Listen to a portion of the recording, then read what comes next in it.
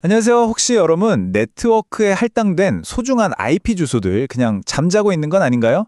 오늘은요, 이 거대한 클래스 A 네트워크부터 주소 낭비를 뭐랄까 획기적으로 줄여주는 VLSM까지 고급 서브네팅 기술로 여러분의 네트워크 효율을 완전 극대화하는 방법을 알아보겠습니다. 사실 이게 남의 얘기가 아니죠. 많은 네트워크에서 주소 낭비는 정말 흔한 일이거든요. 근데 걱정 마세요. 오늘 내용만 잘 따라오시면 이 골치 아픈 문제를 시원하게 해결하고 아주 자신 있게 네트워크를 관리할 수 있게 되실 겁니다.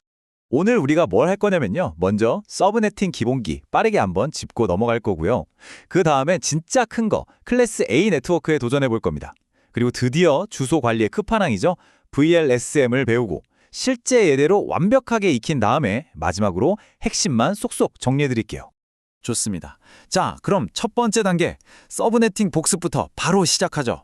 아무리 고급 기술이라도 기본이 탄탄해야 하잖아요. 간단한 문제로 워밍업 한번 해볼까요? 자, 문제입니다. 우리한테 클래스 B 네트워크 172.30.0.0/16이 주어졌어요. 이걸로 뭘 해야 하냐면 서브넷은 100개, 그리고 각 서브넷마다 호스트는 최소 500개가 필요합니다. 과연 프리픽스 길이는 얼마로 해야 할까요? 영상을 잠시 멈추고 한번 직접 풀어보세요. 정답은 바로 /23입니다. 맞추셨나요? 자, 왜 이렇게 되는지 한번 차근차근 따져보죠. 먼저 서브넷 100개가 필요하다고 했잖아요. 그럼 2의 몇 제곱이 100을 넘는지 생각해 보는 거예요. 2의 6제곱은 64니까 안 되고 2의 7제곱이 128. 아하, 딱이네요. 그러니까 서브넷을 위해 7비트를 빌려와야 한다는 거죠. 그래서 기존 /16에 7을 더해서 프리픽스는 /23이 되는 겁니다. 간단하죠? 그럼 호스트 수는요?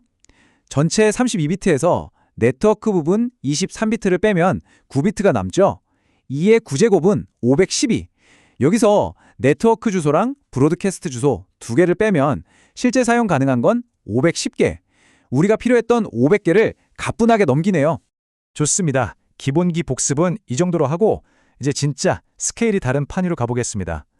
바로 어마어마한 규모의 클래스 A 네트워크를 다뤄볼 시간입니다. 근데 여기서 정말 중요한 사실 하나를 말씀드릴게요. 클래스 A라고 해서 와 이거 엄청 어렵겠다 하고 겁먹을 필요가 전혀 없다는 겁니다. 왜냐면요. 주소 개수가 그냥 많을 뿐이지 서브네팅을 하는 원리 자체는 클래스 B, C랑 완벽하게 똑같거든요. 그러니까 여러분은 사실 이미 다 알고 계신 거나 마찬가지예요. 그럼 자신감을 갖고 바로 실전 문제 한번 풀어볼까요? 자, 10.0.0.0/8 네트워크가 있습니다.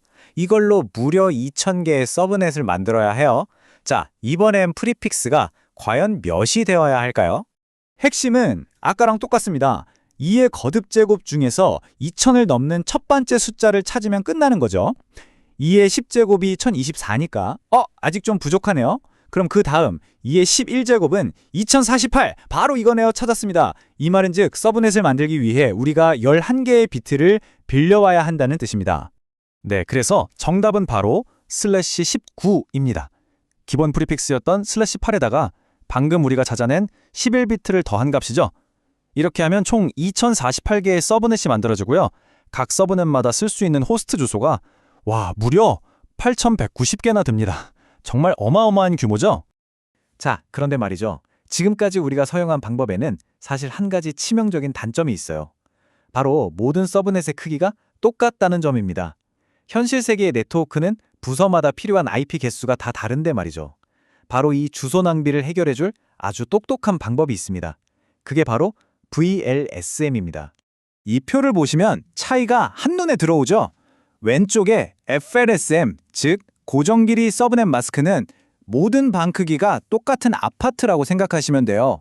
혼자 사는 사람한테도 대가족한테도 똑같이 30평짜리 집을 주는 거죠. 당연히 공간 낭비가 생길 수밖에 없겠죠. 반면에 오른쪽에 VLSM, 가변 길이 서브넷 마스크는요. 필요에 맞게 원룸, 투룸, 펜트하우스까지 다양하게 크기를 조절하는 거예요. 어때요? 훨씬 효율적이죠? 실제 우리 회사를 한번 따올려 보세요. 개발팀은 PC도 많고 테스트 장비도 많아서 수백 개의 IP가 필요할 수 있어요. 근데 작은 TF팀은 한 10개면 충분할 수도 있죠. 심지어 라우터와 라우터를 연결하는 구간은 딱 2개의 IP 주소만 있으면 되거든요. 이런 상황에 모두에게 똑같은 크기의 서브넷을 똑 떼어주는 건 이건 정말 엄청난 낭비입니다. 바로 이럴 때 VLSM이 그 진가를 발휘하는 거죠. 자, 그럼 이제 이 똑똑한 VLSM을 어떻게 사용하는지 단계별로 한번 차근차근 알아보겠습니다. 처음엔 좀 복잡해 보일 수도 있는데요. 제가 알려드리는 딱 한 가지 원칙만 기억하시면 정말 쉽습니다. VLSM의 핵심 원칙 딱 3단계면 끝납니다. 첫째, 무조건 가장 큰 덩어리부터 시작하는 거예요. 그러니까 호스트가 제일 많이 필요한 네트워크부터 자리를 주는 거죠. 둘째, 그 다음에 2번째로 큰 네트워크를 방금 할당한 주소 바로 뒤에다가 착 하고 묻혀줍니다. 셋째, 모든 네트워크가 제자리를 찾을 때까지 이 과정을 계속 반복하면 끝! 정말 간단하죠? 핵심이 뭐라고요? 네, 맞습니다. 가장 큰 것부터 차례대로 이것만 기억하시면 됩니다. 백문이 불여일견이죠. 실제 예제로 바로 연습해 보겠습니다. 자, 우리에게 192.168.1.0/24라는 네트워크가 주어졌어요. 이걸 잘 쪼개서 총 6개의 서브넷을 만들어야 합니다. 필요한 호스트 수는 각각 110개, 45개, 29개, 8개, 그리고 라우터 연결했을 2개짜리 2개. 자, 원칙대로 하려면 가장 큰 순서대로 해야겠죠? 제가 여러분 편하시라고 미리 싹 정렬해 놨습니다. 자, 그럼 가장 큰 첫 번째 퍼즐 조각부터 맞춰볼까요? 110개의 호스트가 필요하네요. 그러면 128개, 즉 실제 사용 가능한 126개를 담을 수 있는 25 프리픽스가 딱이죠. 시작 주소는 당연히 192.168.1.0/25가 됩니다.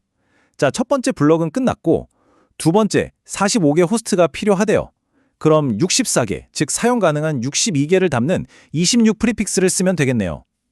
주소는 어디부터? 바로 앞 블럭이 끝난 128번부터 192.168.1.128/26을 할당합니다. 그 다음은 29개, 32개, 즉 30개를 담는 27 프리픽스를 써서 192.168.1.192/27을 주는 거죠. 어때요? 이런 식으로 착착 블록 쌓듯이 해나가는 겁니다.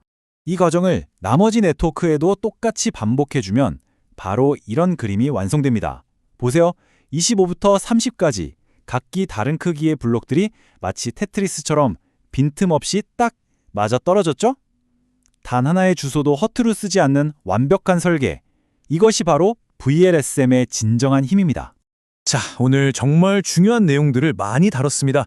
머릿속에 확실하게 정리될 수 있도록 핵심만 다시 한번 짚어드릴게요. 오늘의 내용의 핵심 딱 4가지입니다. 첫째, 네트워크 클래스가 A든 C든 서브네팅의 기본 원리는 완전히 똑같다. 둘째, 모든 조각을 똑같은 크기로 자르는 FLSM은 주소를 낭비할 수 있다. 셋째, 그래서 우리에겐 필요에 맞게 크기를 자유자재로 조절하는 VLSM이 필요하다. 그리고 마지막, 가장 중요한 VLSM의 황금률은 뭐라고요? 네, 바로 가장 큰 덩어리부터 차례대로 할당하는 겁니다. 이 4가지만은 절대로 잊지 마세요. 오늘 이 내용들을 통해 여러분은 이제 어떤 네트워크를 마주하더라도 아주 효율적으로 설계할 수 있는 강력한 도구를 손에 넣으신 겁니다. 이 지식으로 여러분의 네트워크를 한 단계 더 업그레이드할 준비 다 되셨나요? 오늘 준비한 내용은 여기까지입니다. 끝까지 시청해주셔서 정말 감사합니다. 오늘 내용이 조금이라도 도움이 되셨다면 구독과 좋아요 한 번씩만 꼭 부탁드릴게요.